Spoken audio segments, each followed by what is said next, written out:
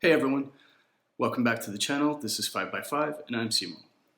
We're back to talk about Star Trek Picard again. Episode 3 was this week and some things happened and we need to talk about them. So this will be your recap and review of Episode 3 Star Trek Picard. It's completely spoiler heavy. There's no way to talk about this without spoiling it. So if you haven't seen Episode 3 yet, come back after you watch it and watch this. So with that said, let's get going. So first of all, there were a bunch of reveals. I didn't do an episode 2 dedicated video because I didn't think enough really happened in the episode. I kind of covered it in my video for the premiere, but I was kind of wondering how much would happen in episode 3. So episode 3 dropped, here we are. A lot of things happened, and that's why I'm here to talk to you guys. I think the big reveal right off the top was a thread that they had started in episode 2. They had started to do some flashbacks in episode 2, which fleshed out the incident that caused the Federation to ban synthetic people. So we saw the attack on the Utopia Planitia fleet yards by the synthetics. And this got fleshed out a little bit in that episode. Well, here it's really picking up. The android that we met in that flashback, F8 or Fate, haha, that android was portrayed in episode 2 as just kind of going haywire and starting killing people. But there was no explanation given behind it, but there were a few clues as to what happened during the incident this week. They flashed back again and there was a cut to F8's eyes. So it looks like F8 was controlled or reprogrammed or something along those lines. So it's not like it was a full rebellion of free will or anything like that. So that's the first reveal that we're seeing.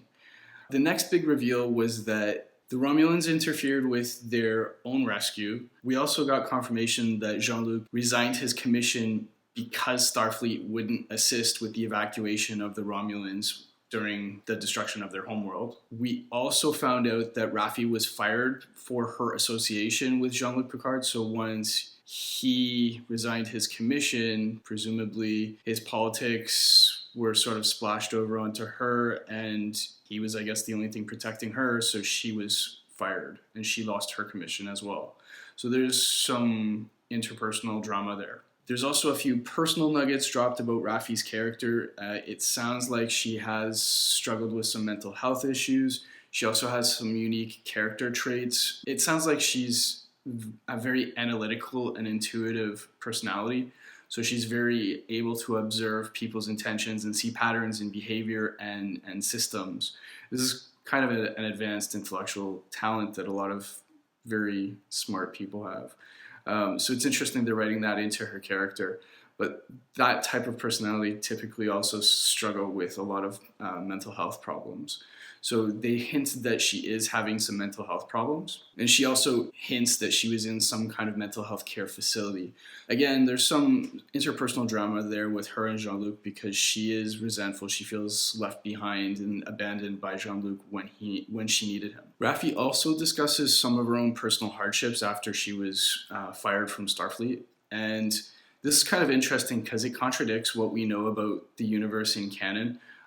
From what we know of the economics of the future from Star Trek The Next Generation is that essentially everyone works for free and there's some sort of universal basic income system that everyone just exists on, and goods and services are free, which would make sense because everything is replicated anyway, so there's no scarcity economic in play.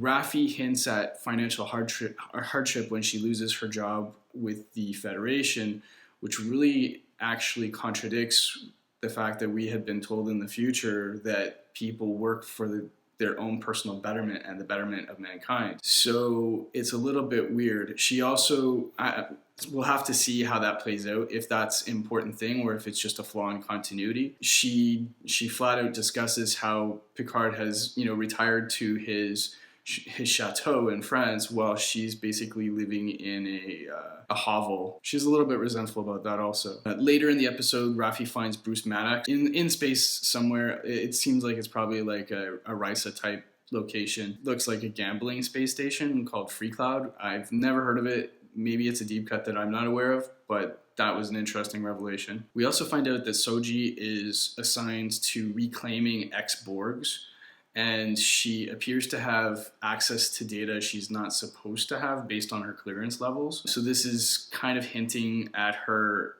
synthetic nature. She probably has some sort of like passive Wi-Fi connection or something like that to the data core or whatever of these systems, like the Borg network or whatever systems are on the Borg cube that they're operating out of. And she talks about her work. She is an anthropologist, and she's researching Romulan mythology and believes she can use it for therapy and recovery purposes.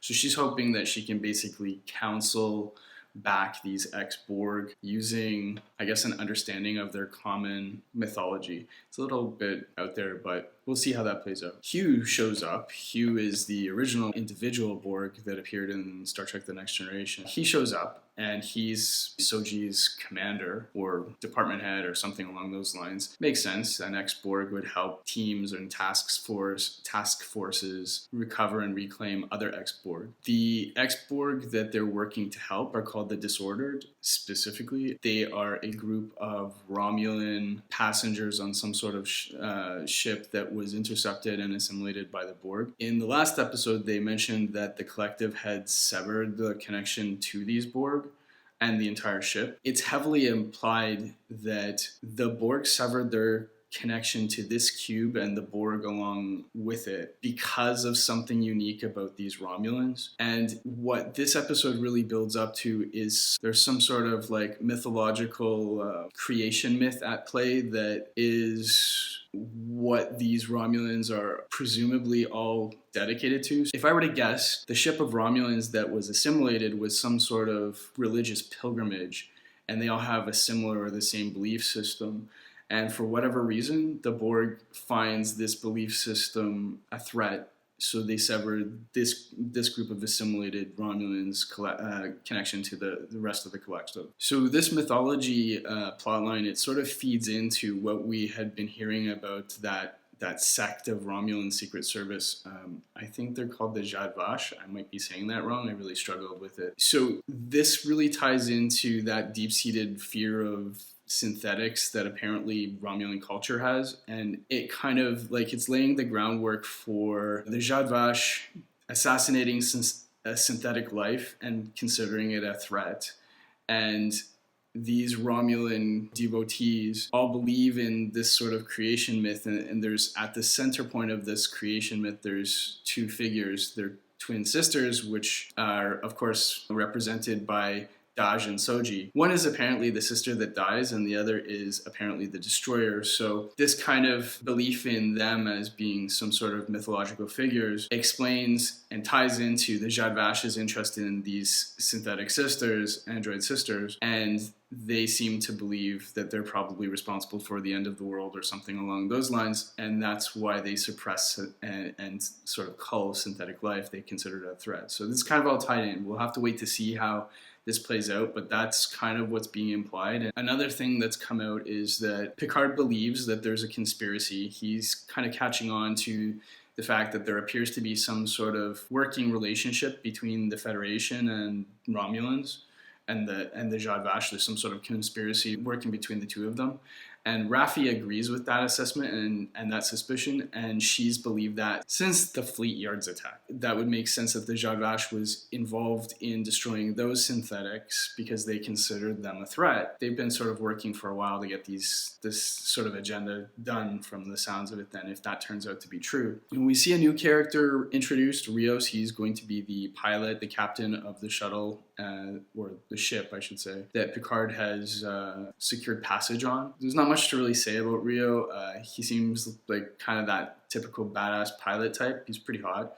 Aside from that, yeah, I don't know. He's not truly interesting character at this point. It's too early to say. We'll see how that plays out. All we really know about him is that he has an EMH or an emergency hologram for every accent that you can imagine. I don't know if they have different purposes, but he had an Irish one, and I think he had a Scottish one.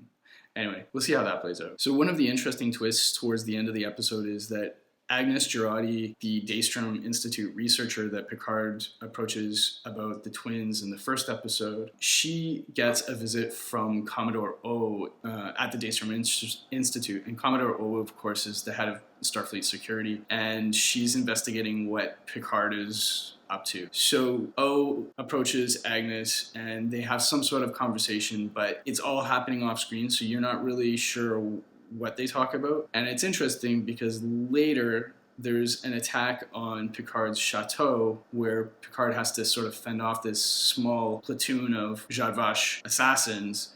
And in the end, Agnes walks through the door with a Romulan disruptor and kills the last guy, who would have got the jump on Picard and the rest of them. So she saves the day, but I'm pretty suspicious about this situation because I want to know where she would get the Romulan disruptor. I mean, if she was not in the room, if she was not in the chateau during the fight, she wouldn't be around any of the bodies that fell from the people that were attacking that got taken out. So it just seems really convenient that she shows up just in the nick of time and has a disruptor. And like, this woman is mousy, so it's not like, I don't know, she didn't show up with a disruptor. So I don't know, there's some pieces that don't feel right there. I don't know if it's just again, it could be a continuity error, or it could be a hint that she's some sort of double agent, and that's kind of what I'm suspecting. She's working for Commodore O on the side, and this was kind of staged to engender some trust and get her onto Picard's crew. And I think the last revelation worth mentioning is,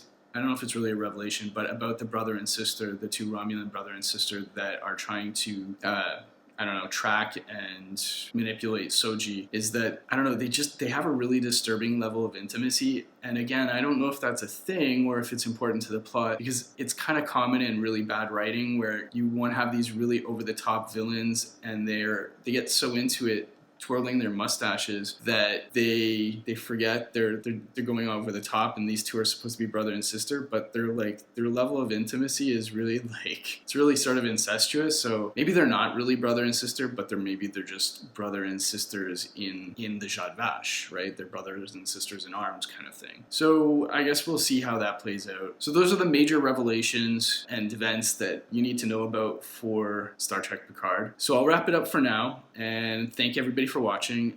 Please support the channel by clicking like, and pressing the subscribe button. Let me know what you think in the comments section below, and I'll see everyone soon for the next video. Thanks and take care.